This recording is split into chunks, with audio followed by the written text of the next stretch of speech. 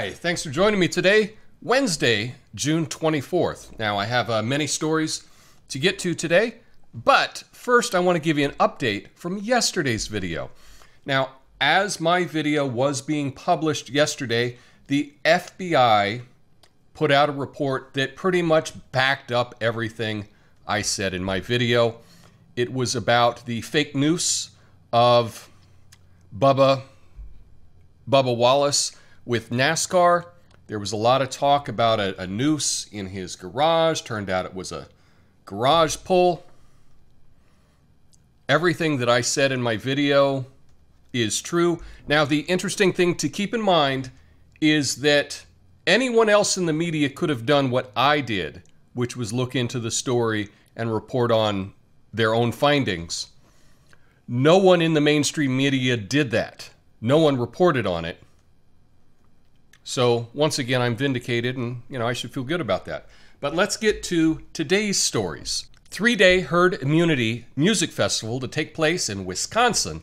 Despite health experts warning, concerts may be super spreader events. This story is from the Daily Mail. A music festival is set to take place in Wisconsin next month, designed to give people immunity against the novel coronavirus. As live concerts are canceled across the world, a 3-day Herd Immunity Fest has been scheduled to take place in Ringgold from July 16th to July 18th.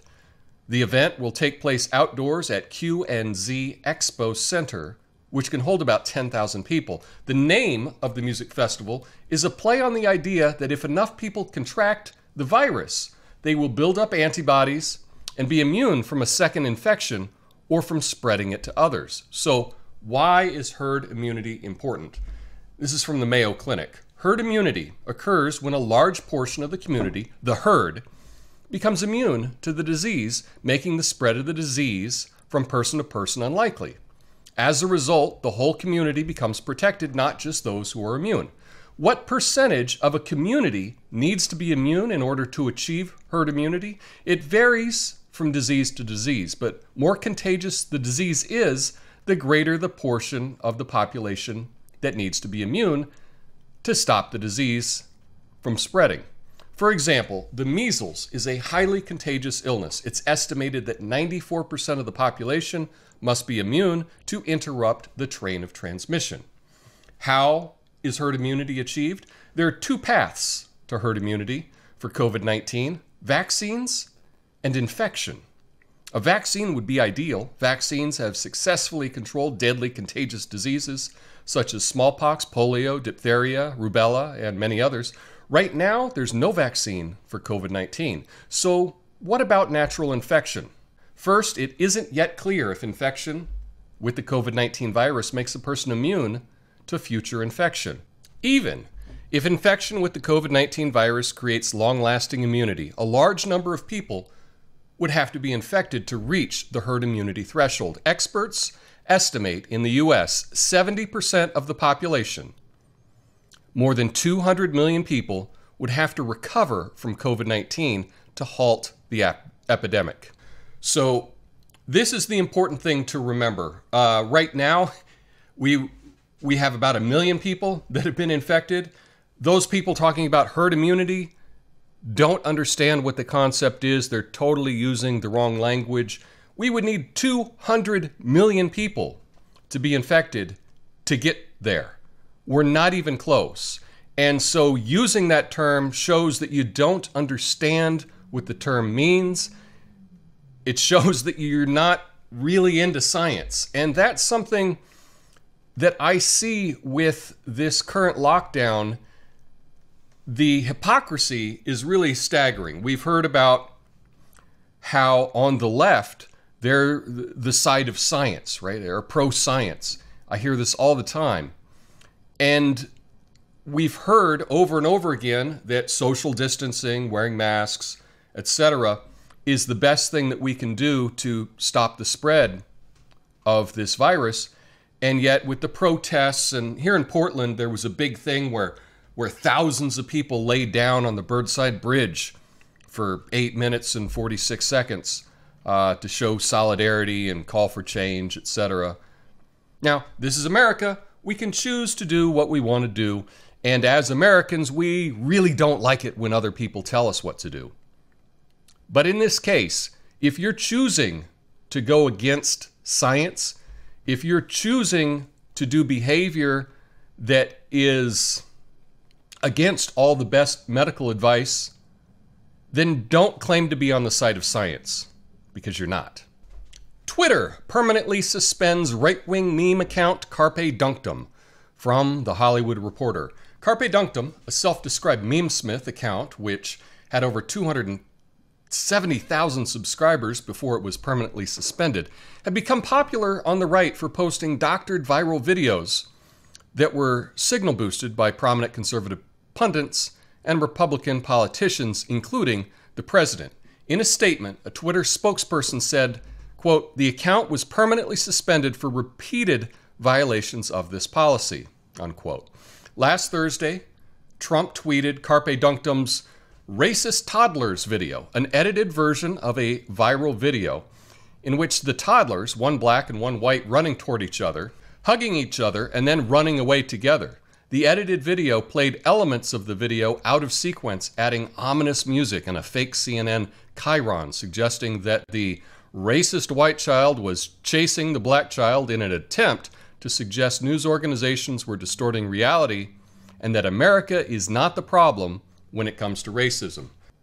Now, if you haven't seen this video, it's really cute, but what it does is it shows that you can take something, put it out of context, and push a narrative with it, which is something that CNN and, frankly, all the mainstream media do all the time. I don't understand why this was flagged or why he was suspended for this. It does reek of political bias, in my opinion. You can watch the clip for yourself. I thought it was really funny. But I guess now that Carpe Donktum is gone from Twitter, that does open up an opportunity for more people to create memes. Perhaps that's what I will do, because this channel's going nowhere. Baseball is officially back from CNN. The Major League Baseball Players Association and the league ironed out the final details Tuesday ahead of a return to play that will see players report to camps by July 1st and play a 60-game season starting July 23rd or 24th in empty ballparks.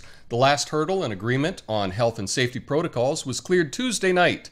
Plus, some 3+ months of spring training was stopped because of the coronavirus pandemic. Quote, "All remaining issues have been resolved and the players are reporting to training camps," the union tweeted Tuesday night.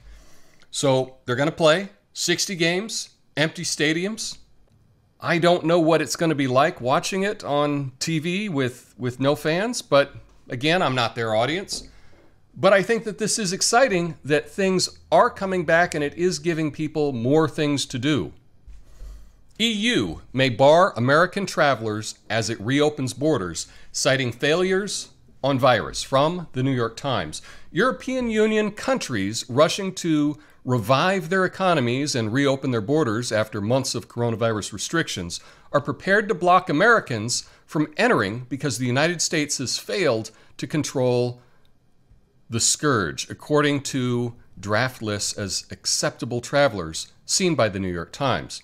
That prospect, which would lump American visitors in with Russians and Brazilians as unwelcome, in a stinging blow to American prestige in the world and a repudiation of President Donald Trump's handling of the virus in the United States, which has more than 2.3 million cases and upwards of 120,000 deaths, more than any other country. European nations are currently haggling over 2 potential lists of acceptable visitors based on how countries are faring with the coronavirus pandemic.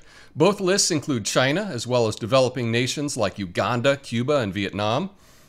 Both also exclude the United States and other countries that were deemed too risky because of the spread of the virus. So again, we're not going to be able to travel to Europe anytime soon. I know that Canada and Mexico are still off limits, at least through the end of July. I was really hoping to make a trip at the end of next month. But yeah, It's not going to happen. But let me know, did you have any plans to travel this summer? And if so, what are you going to do instead? Because I need suggestions. David Lee Roth changes his name. This report is from blabbermouth.net. According to Roth, his decision to change his name to David L. Roth, or simply L. Roth, was influenced by Grammy-winning musical group Lady Antebellum, which is now going by Lady A, as a way of acknowledging Black Americans' cultural sensitivity to reminders of a bitter past. Antebellum is used very often to describe pre-Civil War, pro-slavery South. The band said the name was meant to evoke the grand style of 19th century architecture. On his newest piece of artwork, Roth wrote, David Lee Roth changes name. Diamond Dave, following Lady Antebellum, now Lady A, example, will be dropping the Lee. From now on, he wants to be called David L. Roth, or simply L. Roth. For the past 2 months, David has been posting paintings on his Twitter account that reflect the times and channel the mass anxiety around the novel coronavirus. Now, if you haven't been following David Lee Roth's account, he's quite an artist, quite a little cartoonist, and it's been a lot of fun. Obviously, this is a joke. He's not really changing his name, but I thought it was a funny story, and I always like to end these newscasts with a nice, uplifting story. I think now calling Diamond Dave, calling him L. Roth, I like it.